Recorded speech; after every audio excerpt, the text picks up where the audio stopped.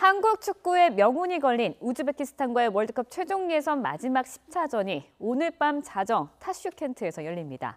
이기면 자력으로 9회 연속 월드컵 본선에 진출하지만 비기거나 지면 다양한 경우의 수를 따져야 합니다. 타슈켄트 현지에 나가 있는 취재기자 연결해 자세한 소식 알아보도록 하겠습니다. 김재형 기자. 네, 우즈베키스탄 타슈켄트에 나와 있습니다. 네, 이제 경기 시작까지 4시간 정도 남아 있는 것 같은데 타슈켄트 현지 분위기 어떻습니까? 네, 이번 대결은 월드컵 본선에 진출하기 위한 말 그대로 끝장 승부라고 이제 할 수 있는데요. 선수단은 지금 무척 진지한 분위기 속에 최종 예선 마지막 경기를 준비하고 있습니다. 오늘 이기면 자력으로 월드컵 본선에 진출하지만 비기거나 지면 경우의 수를 따져야 하는 절박한 상황인데요. 어제 양 팀의 공식 기자회견이 있었습니다. 우리는 신태용 감독과 손흥민 선수가 이제 참석을 했고요. 이 자리에서 신태용 감독은 이기기 위해 왔다며 경우의 수는 생각하고 있지 않다라고 밝혔습니다. 그러자 우즈베키스탄 기자가 한국이 최종 예선 원정 4경기에서 승리가 없는 점을 이제 지적을 했는데요. 신태용 감독은 그러니까 이번에 원정 첫 승을 하러 온 것이라며 자신감 있게 맞받아쳤습니다. 네, 사실 지난 이란전 비기기는 했습니다만 경기 내용이 조금 무기력했는데요. 선발 명단 변화에 있을까요? 네, 일단은 현재까지 확인된 것은 없고요. 철통 보안 속에 이제 훈련이 이루어지다 보니까 선발 명단을 예상하기가 말 그대로 쉽지 않습니다. 보통 훈련을 초반 15분 정도 공개하는데 이 정도면 취재진이 확인할 수 있는 게 선수들 몸 푸는 정도만 확인할 수 있기 때문에 선발 명단을 예상하기가 쉽지 않고요. 일단은 이란전과 조금 비교를 해보면 3, 4명 정도는 변화가 있지 않을까 조심스럽게 지금 전망이 되고 있습니다. 공격진은 이란전에 나섰던 황희찬, 손흥민, 권창훈 등 유럽파 중심이 그대로 유지될 것으로 예상은 됩니다만 이근호 선수가 최전방 공격수로 출전할 수 있다라는 지금 전망도 나오고 있는 상황입니다. 또 하나 변수가 바로 이제 부상으로 이란전에 결장했던 이제 기성용 선수의 출전 여부인데요. 일단 현재 우즈벡 입성 이후 정상적인 훈련은 선수단과 함께 기성용 선수가 소화를 하고 있습니다만 어제 신태용 감독이나 이제 대표팀 관계자는 기성용 선수의 출전 가능성이 좀 크지 않아 보인다라는 그런 입장을 밝혔었는데 일단은 지금 워낙 절박한 상황이기 때문에 오늘 경기에 기성용 선수가 출전할 가능성도 배제할 수는 없을 것 같습니다.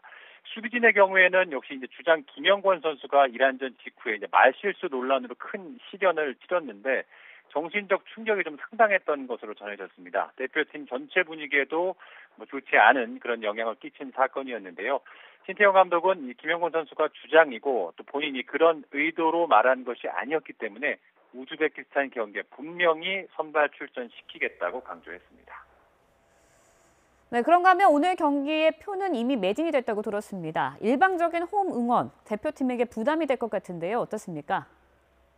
그렇습니다. 오늘 이제 경기가 열리는 이 스타디움이 이제 부뇨드코르 이 우즈베키스탄의 명문 이제 프로축구팀 홈구장인데요. 34,000석 규모입니다. 이 34,000석 규모가 모두 현재 지금 팔려 나간 상태이고요. 우즈베키스탄이 91년 이제 구소련에서 독립한 이후에 우즈베키스탄 지금까지 월드컵에 단 한 번도 못 나갔습니다. 그런 만큼 이번 경기에 대한 국민적인 관심과 기대가 굉장히 큽니다. 우즈베키스탄 관중들도 극성스럽기로는 둘째가라면 서로 할 정도로 굉장히 유명한데요. 우리 대표팀에겐 이런 홈 관중의 일방적인 응원이 적지 않은 부담이 될 것으로 좀 보여집니다. 우리 응원단 같은 경우는 붉은 악마와 타슈켄트 교민 등 한 500여 명 정도가 우리 선수들에게 힘을 보탤 예정입니다. 네, 마지막으로요. 오늘 경기의 승부처 어느 부분일까요? 일단은 양 팀 모두 비기거나 지면 큰 위험 부담이 따르는 지금 상황이기 때문에 반드시 이겨야 하는 그런 경기입니다. 결국 어느 팀이 이런 부담감을 극복하고 평정심을 유지하는가 하는 심리적인 부분에서 일단은 우선 그 승부가 갈릴 것으로 예상이 되고요. 특히 이제 우즈베키스탄 전력을 좀 살펴보면 수비진이 이제 체격은 좋습니다만 스피드와 개인기가 떨어져 반칙이 많은 편입니다.